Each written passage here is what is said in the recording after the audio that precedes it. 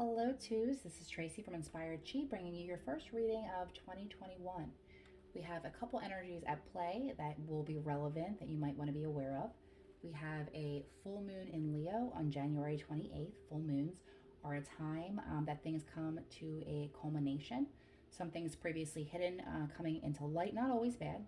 Some helpful information sometimes will come out during that time, but it's a great time to look at what's no longer serving you and to drop that before we head into the new moon, which is always 2 weeks after the full moon, with a new cycle in a place where you will have a better energy around you to start new projects and new intentions. Right behind that, however, we have January 30th, Mercury Retrograde, and that will be happening until February 20th. So the 30th of January to the 20th of February, that time span, a little bit before, a little bit after, is the shadow, but you're dealing with Mercury, and that is communication. So there's a couple things to think about. We have Mercury retrograde will always bring things out that you haven't taken care of. So it usually will not be a surprise, it will just be a massive inconvenience. For instance, I just got my car out of the shop. These are little things that maybe if you've been putting off, you might want to take care of, because they will arise at the most inconvenient time and make you late and frustrate you, while deep down you knew that maybe you already needed to do this. Same with healing. Mercury retrograde is a great time to heal old wounds that you thought were healed, and something might come back to trigger that. And also exes. Exes love to come back around Mercury retrograde. Sometimes maybe they are coming back for some unfinished business, but sometimes they're coming back to trigger an emotion for healing that you didn't even know was there, and that will help you move forward with what you're going to receive in 2021. They want you to release some of that baggage because we have enough as a whole to deal with. Mercury retrograde is not a great time to sign contracts, but if you must, definitely read them over thoroughly. It's not that it would be terrible, it's just that if things are done in haste in Mercury retrograde, you will have to come back and redo them later. So just something to think about. Give yourself some extra time anytime you're going somewhere that you need to be there on time. So we have the chakra deck, and the chakra deck, we're going to be pulling out what is going to be on your plate during this cycle. And then with the Starseed Oracle, I pulled one for everybody to let you know what is in your corner, which will be helping you through this cycle as well. We're doing the Light Seers Tarot for a little bit more information as we get into it. So one of the major focuses for you, twos, is going to be your solar plexus, okay, the yellow. Solar plexus deals with your motivation, your ambition, your self-confidence, and yes, sometimes your intuition. Okay, so there's a lot of different things that can happen if that's not really working that great for you. However, the card that you're getting is the card of enlightenment, okay? Which is kind of similar to the World card in the tarot, which is the end of a major cycle in your life and moving forward into a more spiritual path, a better understanding. This is a very positive card, even to have what's negative for you, right? Because this is maybe what your challenge would be, this card. However, sometimes when you go into your enlightenment, your spiritual path, for a lot of light workers, you'll understand this immediately when I say this. And for so many of you who have not kind of like dabbled in this, maybe noticing some really ascension symptoms happening to you, your enlightenments being sped up, your gifts being a little bit more prominent than they used to be. And it's happening quickly because of the state of the world, and that could be, could be a little frightening at times. So basically, the path to enlightenment is not beautiful and exciting. It's usually scary as hell and something terrible that you didn't want to happen, which causes the dark night of the soul, which then causes the enlightenment.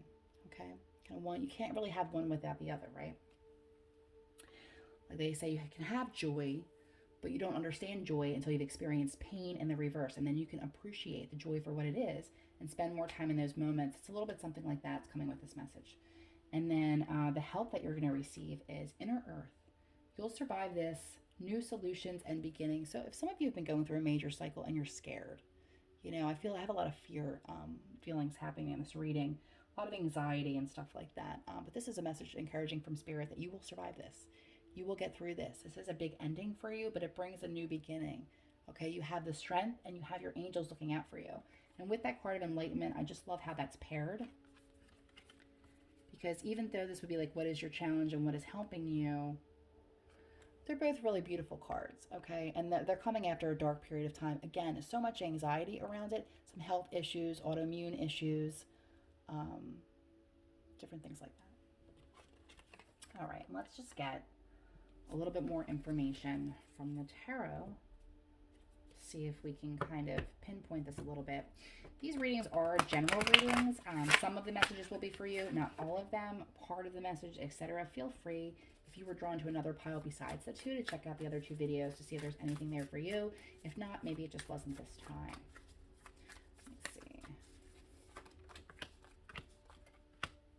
I swear all the cards are upside down today. Okay, so this talks about, and they're in reverse, but I'm going to explain them forward first, okay? Looking at two different paths and having to make a decision. Now, if this was not, or if this was right side up like this, I would say there's a new decision to be made, kind of like a crossroads that you're coming to, but it is in reverse, meaning that maybe that was something that happened to you recently that you've made that decision, okay? That you've chosen the path, okay? Then we have the Seven of Pentacles, which is just waiting for something to grow, maybe not seeing the results that you wanted immediately, but being consistent and putting that energy in will create the pentacles. So even if you're not seeing them out here and the growth, it doesn't mean it's not growing in here. Okay, so be really positive and keep it consistent, because there's almost a feeling here of like, oh, forget it. It's just not happening fast enough. Just forget it. Let's move on. And if it's because you've made this choice, if the card's happening this way, like I've made this choice and now I'm going to move on because nothing's happening here, make sure that's not out of haste or impatience. But if it's something that you have been trying to work on for a long time and you're just not seeing any growth, whether that's in a relationship, a career, etc., that might be what the time to move on is about. I'll pull a couple more cards on that too. And then we're having, this is a Leo card as well. We have a Leo full moon coming up, but we have the Strength card, okay? And that's sitting in the more future position. So if you feel like you need to move on, you do have the strength to do so. If you feel like it's worth continuing to invest where you put that hard work, maybe a little bit more of a push would get you the result that you want. However, if you are dealing with situations with the dark night of the soul, whether that deals with the anxiety or illness that you're doing, please make sure that you're giving yourself the time to rest, the time out, and not really just burning the candle at both ends. Let's see. Easier said than done, right? I'm going to pull another two. It's kind of funny. I said, I'm just going to pull 3 cards for everyone. And I already did ones, and they have 5. So you will get 5 too. Okay.